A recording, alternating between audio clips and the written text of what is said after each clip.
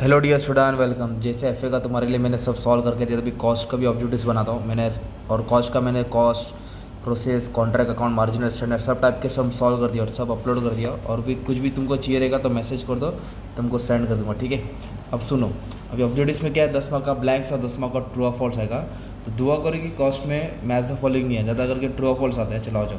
अब इधर क्या दिया है, ये फर्स्ट चैप्टर का आ गया, store ledger control account. Store का मतलब मटेरियल होता है, राइट। तो स्टोर में क्या आएगा, all purchase related to material. Store is connection with material, ये याद रखने का। स्टोर आएगा तो मटेरियल रहेगा।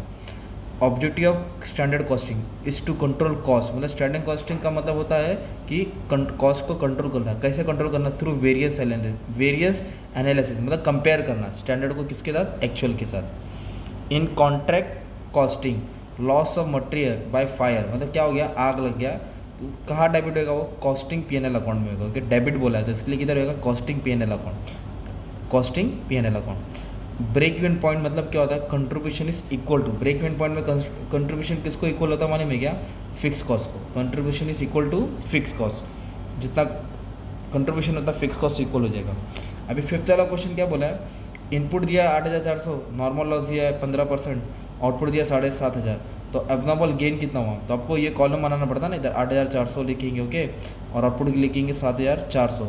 अब 15% किसका निकालेंगे, 8,400 का। तो 15% निकाल के इधर लिखने का है, फिर दोनों को इससे क्या करो, माइनस करो, तो फिर तुम्हारा आंसर मिल जाएगा, right.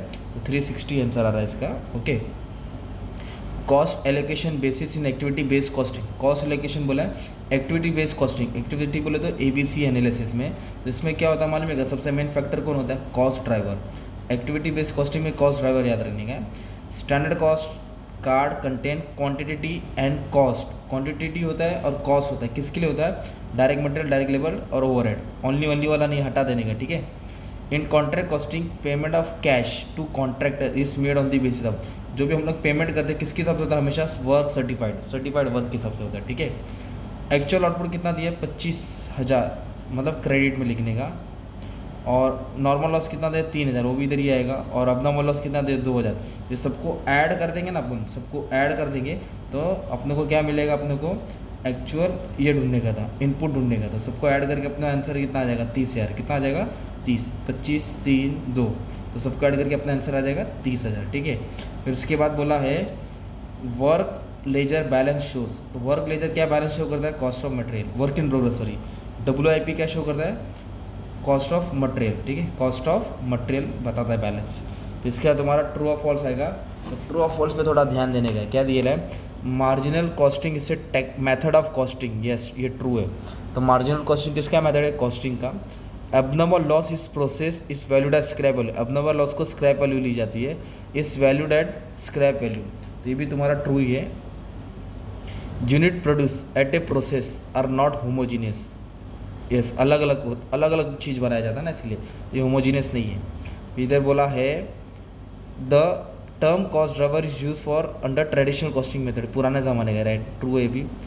Degree of completion of work, पूरा काम हो गया, is determined by comparing work certified with cash received, obviously true है। सेलिंग का खर्चा recovered are debited to cost of sales account. Selling expense cost of sale account में आता है इंटीग्रेटेड में।